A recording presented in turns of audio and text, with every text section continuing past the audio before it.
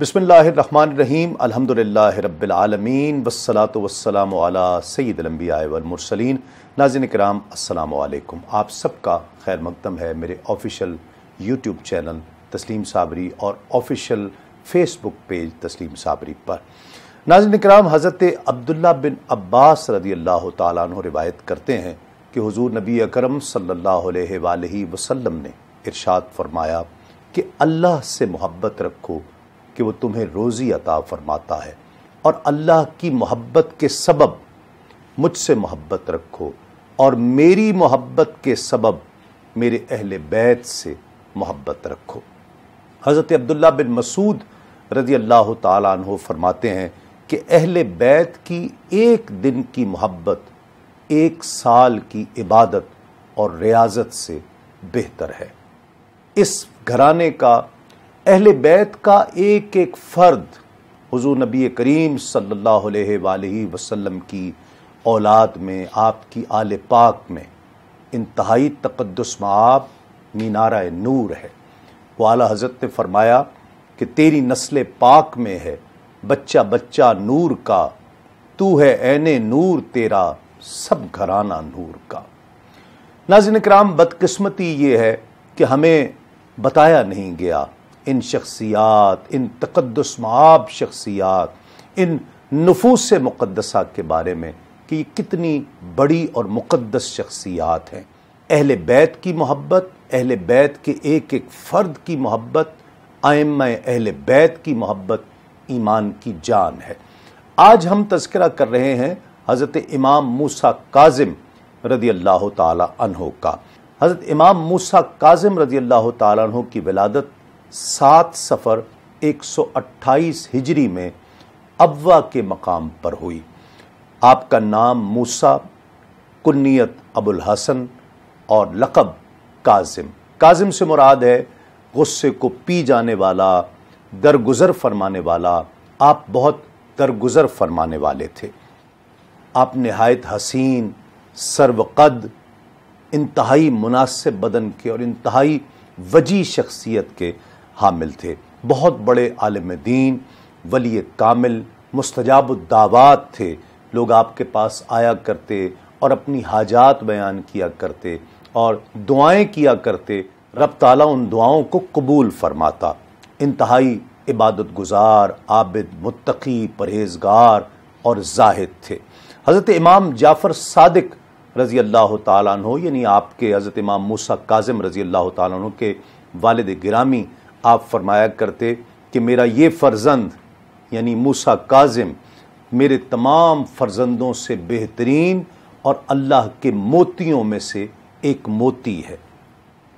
हज़रत मौलाना अब्दुल रहमान जामी रहमतुल्लाहि ताला अलैह शवाहिदुन नबुव्वा में लिखते हैं कि अहले किताब की एक साहिब नज़र औरत थी कि जिसने हज़रत इमाम मूसा काज़िम की वालिदा को देखा तो देखती रह गई, और उसने ये पेशन गोई की थी कि इसके बतन से, इस खातून के बतन से एक ऐसा अजीम फ़र्जंद पैदा होगा कि जिसकी मशरिक़ से लेकर मग़रिब तक दुनिया में कोई मिसाल नहीं होगी।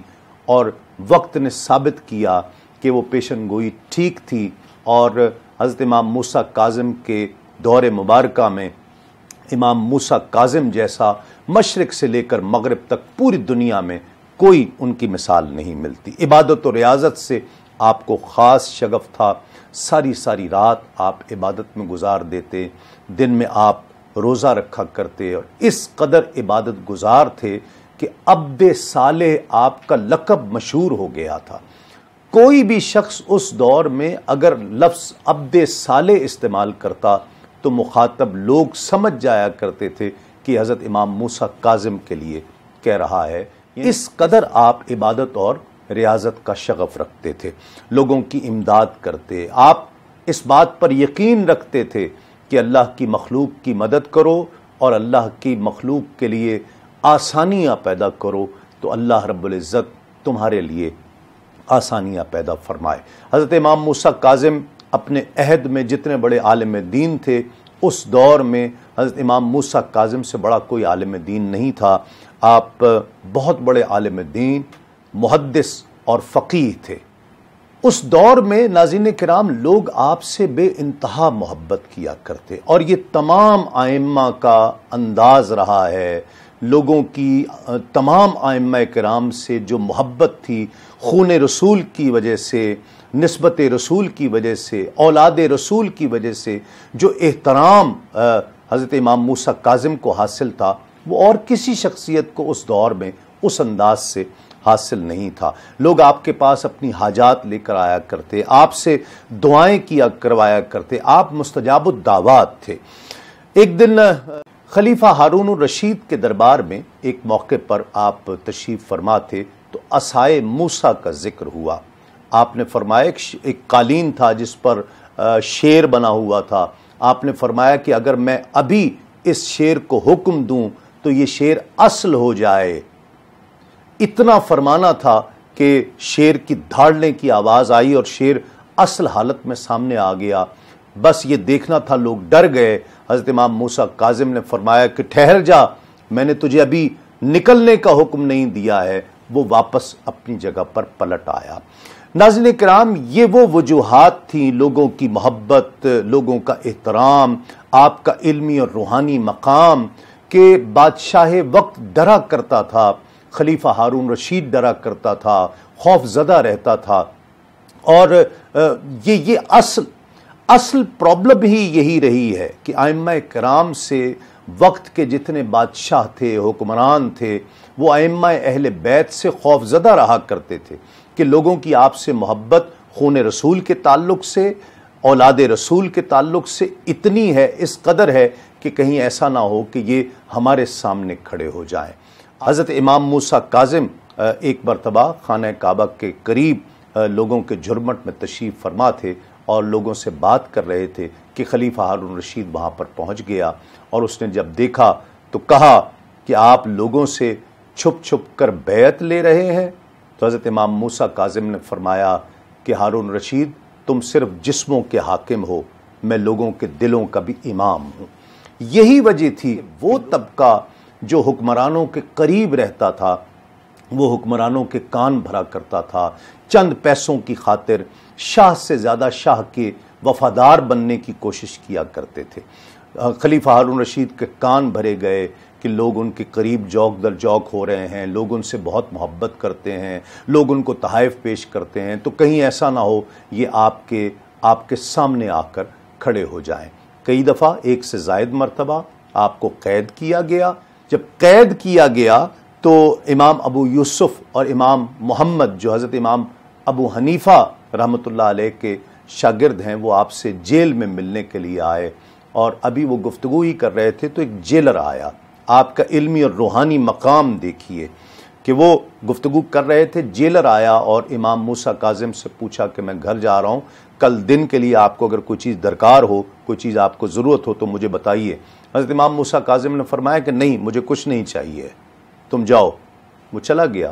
تو امام محمد اور امام ابو یوسف نے پوچھا کہ وہ آپ سے پوچھ رہا تھا کہ اگر کل کے لیے کوئی چیز چاہیے تو منگوا لیجئے۔ آپ نے فرمایا مسکرا کر، فرمایا کہ یہ شخص تو کل تک زندہ ہی نہیں رہے گا، یہ مجھ سے پوچھ رہا ہے کہ میں آپ کے لیے کیا لے کر آؤں۔ اور وہی ہوا، رات اس جیلر کا انتقال ہو گیا۔ یہ آپ کا علمی روحانی مقام ہے، جو روحانیت کے جس منصب پر آپ فائز تھے۔ ناظرین کرام، بالآخر خلیفہ ہارون رشید نے آپ کو قید کیا۔ 1 سال آپ بصرہ کے والی عیسیٰ بن جعفر کے پاس آپ قید رہے، اور پھر آپ نے عیسیٰ بن جعفر کو آپ کے قتل کا حکم دیا۔ اس نے انکار کر دیا، اس نے کہا کہ نہیں، آپ میرے پاس سے چاہے انہیں لے جائیں، میں یہ قتل کرنے کی جسارت نہیں کر سکتا۔ پھر آپ نے ایک شخص کو بھیجا، وہ لے کر آیا اور آپ کو کھجوروں میں زہر دے کر شہید کیا گیا۔ ناظرین، یہ تھے امام موسیٰ کاظم۔ امام موسیٰ کاظم کو جس طرح اپنی ظاہری حیات میں اللہ رب العزت نے لوگوں کی حاجات پورا کرنے، مسکینوں کی مدد کرنے، درد و آلام کے ماروں کی داد رسی کرنے والا بنایا، مسافروں کی، مسکینوں کی، غریبوں کی مدد کرنے والا بنایا، آپ کے وصال کے بعد بھی آپ کے دربار مبارک کو اللہ رب العزت نے باب الحوائج بنا دیا۔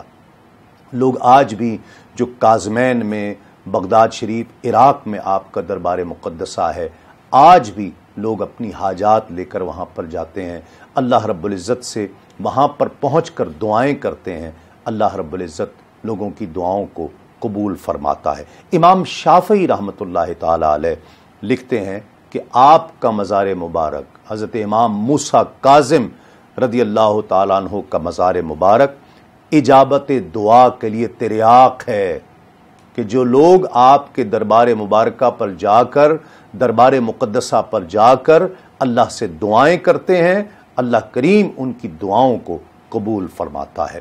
اللہ کریم مجھے اور آپ کو، ہم سب کو حضرت امام موسیٰ کاظم کے دربار پر حاضری کا شرف عطا فرمائے، اور حضرت امام موسیٰ کاظم اور تمام اہل بیت سے سچی پکی محبت کرنے کی، مودت کرنے کی توفیق عطا فرمائے۔ آج کے لیے اتنا ہی۔ تسلیم صابری کو اجازت دیجیے۔ السلام علیکم۔ تسلیمات۔